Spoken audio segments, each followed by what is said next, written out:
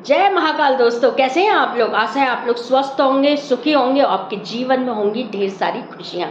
क्या करना है आपको दोस्तों, सावन आने वाला है, सावन के सोमवार आने वाले हैं, हरियाली आने वाली है, हरियाली तीज आने वाली है, गुरु पूर्णिमा आने वाली है।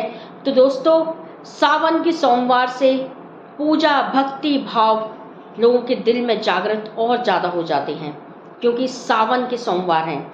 तो आपको क्या करना है, सावन के सोमवार में भूल कर भी मत कर देना ये गलती, वरना अच्छे का हो जाएगा उल्टा। तो आपको ऐसा नहीं करना है, ध्यान से सुनिएगा, आप स्किप मत करिएगा वीडियो को। तो दोस्तों आपको क्या करना है, अगर आपकी कोई बहुत पुरानी इच्छा चली आ रही है, पूरी नहीं हो रही है, परेशान है, सब तरफ अंधेरा है, कुछ दिखाई नहीं दे रहा है, बहुत ज़्यादा ही कष्ट में हैं, दुखी हैं, तकलीफ में हैं, कर्ज में हैं, कुछ काम नहीं बन रहा, तो आपको क्या करना है, छोटा सा सटीक उपाय है दोस्तों, घर का उपाय है, जीवन में चमत्कार हो जाएगा, महादेव की असीम कृपा आपको मिलेगी। क्या करना है, आपको छोटा सा कार्य करना है।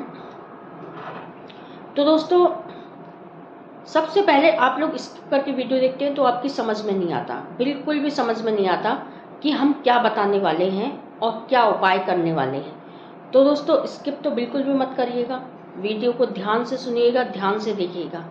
और अगर आप इसे शेयर करते हैं तो किसी का भला होगा, किसी का भला करेंगे तो आपका 10 गुना भला होता है। अगर आपके किसी को नहीं पता हो तो आप शेयर भी कर सकते हैं वीडियो को, कि आपको किस तरीके से पूजा करनी चाहिए। आपकी कोई बहुत पुरानी इच्छा है, चली आ रही है, नहीं हो रही है, तो आपको क्या करना है दोस्तों, पार्थिव शिवलिंग लोग बनाते हैं, ठीक है। पार्थिव शिवलिंग एक बर्तन लिया, या बहुत से लोग थाली ले लेते हैं और उसमें पार्थिव शिवलिंग बनाते हैं। अगर आप थाली में शिवलिंग बनाते हैं, पार्थिव शिवलिंग बनाते हैं, तो एक गलती कभी नहीं करनी चाहिए आपको। क्या है वो गलती, कि हमने शिवलिंग बनाया है, सोचिए आपने एक थाली में शिवलिंग बनाया, शिवलिंग बना गया, शिवलिंग बना लिया, फिर क्या करते हैं, शिवलिंग बनने के बाद जो मिट्टी हमारे हाथ में लगी होती है, हम उस बर्तन से ऐसे पहुँचते हैं, ऐसे उस बर्तन की किनाटी से हम ऐसे पहुँचते हैं, तो हमें ऐसा नहीं करना चाहिए। फिर क्या करते हैं, उस मिट्टी को पहुँच के ऐसे पहुँचा और उसी शिवलिंग पे लगा दिया, गलत, ये महापाप होता है। शिवलिंग बन गई है, आपको वो हाथ उस पात्र में नहीं पहुँचने हैं, किनाटे से नहीं पहुँचने हैं, उस मिट्टी को शिवलिंग पे नहीं लगाना है। शिवलिंग बना दिया, हाथ आप अदर कहीं बाहर धोइए, हाथ धो लीजिए। दूसरा, डेली आप पार्थिव शिवलिंग अगर सावन के दिन में बनाते हैं तो दोस्तों चमत्कार हो जाएगा। आपकी सोच से, आपकी कल्पना से परे आपको परिणाम लेंगे, आपके जीवन में बहुत खुशियाँ आ जाएंगी। दूसरा, चलिए आपने पार्थिव शिवलिंग बना ली है, उन पर बेलपत्री चढ़ा दी, समी पत्र चढ़ाना है आपको। फिर आपको किसी साफ गमले में उनको सिरा देना है। सिरा दिया आपने, उस गमले के में कोई भी और मिट्टी साफ होनी चाहिए, स्वच्छ होनी चाहिए। अगर आप पार्थिव शिवलिंग ऐसे भी बनाते हैं कि आप किसी पात्र में नहीं बना रहे, आप एक गमला लीजिए, स्वच्छ साफ मिट्टी भरिए उसमें, और आप डेली उसी में पार्थिव शिवलिंग बनाइए। बेलपत्री, शहद, गन्ने का रस, गन्ने के रस से आपकी लक्ष्मी में वृद्धि होती है, लक्ष्मी आप बेहद प्रसन्न होती हैं। तो आप ऐसा करिए कि आप उसमें गन्ने का रस डाल सकते हैं, शहद डाल सकते हैं। अक्षत जरूर आपको लगाने हैं, आपको चावल जरूर चढ़ाने हैं, साबुत चावल, टूटे हुए चावल नहीं, साबुत चावल। काले तिल चढ़ा सकते हैं, सफ़ेद तिल चढ़ा सकते हैं, शक्कर चढ़ा सकते हैं, मूंग की दाल चढ़ा सकते हैं आप, जिससे आपका कर्ज खत्म होता है। अरहर की दाल चढ़ा सकते हैं। और आप हमेशा याद रखिए, आपने देखा है तुलसी की मंजरी होती है, तुलसी पे मंजरी आई हुई होती है, तो आप वो मंजरी तोड़िए और शिवलिंग पर आपको वो मंजरी चढ़ानी है, उससे आपका इतना जल्दी कर्जा उतरता है। आप वो मंजरी चढ़ाइए, पार्थिव शिवलिंग बनाती है। और अगर आप चाहें तो आप उस गमले में डेली पार्थिव शिवलिंग बनाइए, डेली उसी में विसर्जित हो जाते हैं, वो जल डाल दीजिए तो वो उसी में विसर्जित हो जाते हैं। फिर दूसरे दिन आप उसी गमले में बना सकते हैं, आपको अदर कोई बर्तन लेने की ज़रूरत नहीं है। एक गमला साफ नया लीजिए, स्वच्छ मिट्टी भरिए और उसी में आप पूरे 52 पार्थिव शिवलिंग बनाइए, उसी में वो विसर्जित हो जाएंगे। ठीक है, फिर डेली बनाइए आप। चावल जरूर चढ़ाने हैं आपको। दूसरा आपको क्या करना है कि उसमें कोई गंदा जल ना डालें। आपने भगवान का स्नान किया हुआ जल भी नहीं डालना उसमें कि खाली गमला है इसमें डाल दूं, नहीं। आपको फ्लावर वाले प्लांट में हमेशा भगवान का स्नान किया हुआ जल डालना है। पार्थिव शिवलिंग में आपको स्वच्छ जल ही डालना है। जब आप उन्हें विसर्जित करते हैं तो आपको स्वच्छ जल और साफ जल ही आपको उसमें डालना है। फिर आपको दूसरे दिन ऐसे ही पार्थिव शिवलिंग बनाने हैं। और अगर आप पार्थिव शिवलिंग, महिलाओं की कुछ प्रॉब्लम होती है, कुछ दिन नहीं बना सकती, कोई बात नहीं है। एक बात याद रखिए, शिव जी की पूजा हमेशा 7वें दिन करनी चाहिए। 7वें दिन से पहले नहीं करनी चाहिए, चाहे आपको कुछ भी हो, आपको 7वें दिन ही शिव जी की पूजा करनी चाहिए। 14 के दिन आपको बेलपत्री नहीं तोड़नी है, सोमवार के दिन आपको बेलपत्री नहीं तोड़नी है। अगर आप किसी भी कर्ज के लिए अगर पार्थिव शिवलिंग बना रहे हैं तो आपको एक मंजरी तुलसी की जरूर चढ़ानी है, उन पर शमी पत्र जरूर चढ़ाइए।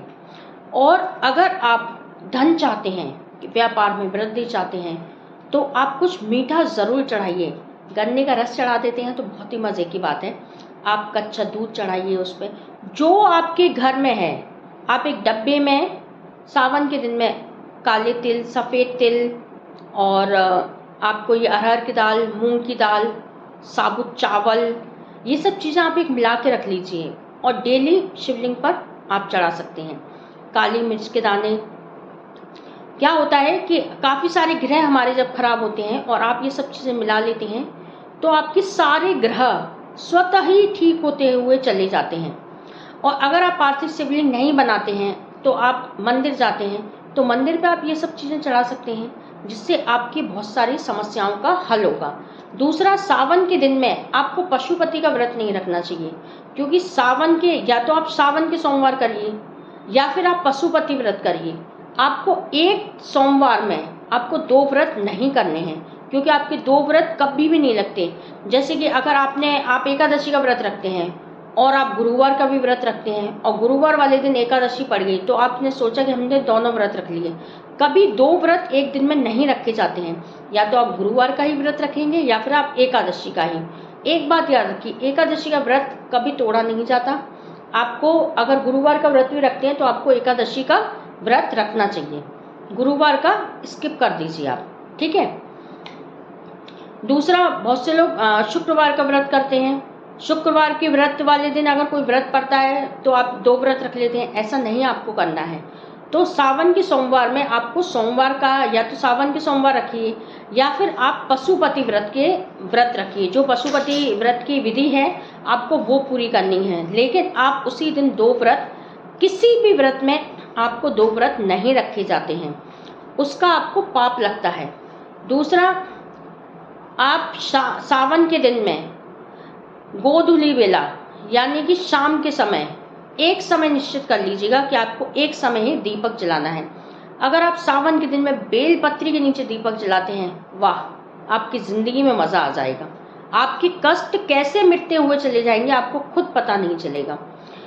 काफी लोग एक गलती और करते हैं।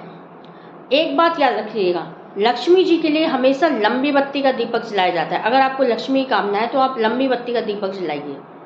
हमेशा देवी देवताओं के लिए, बुजुर्गों के लिए और अपनी कुल देवी के लिए हमेशा लंबी बत्ती का दीपक जलाया जाता है।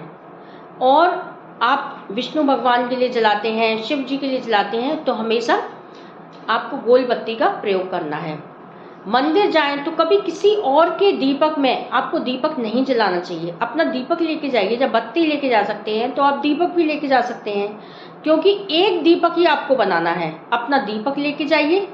अगर आप डेली जलाते हैं तो डेली नया दीपक लेके जाइए और उसमें अपनी बत्ती बनाइए, क्योंकि मंदिर में सारे दीपक मिल जाते हैं तो आपको पता नहीं चलेगा कि आपको कौन सा दीपक है।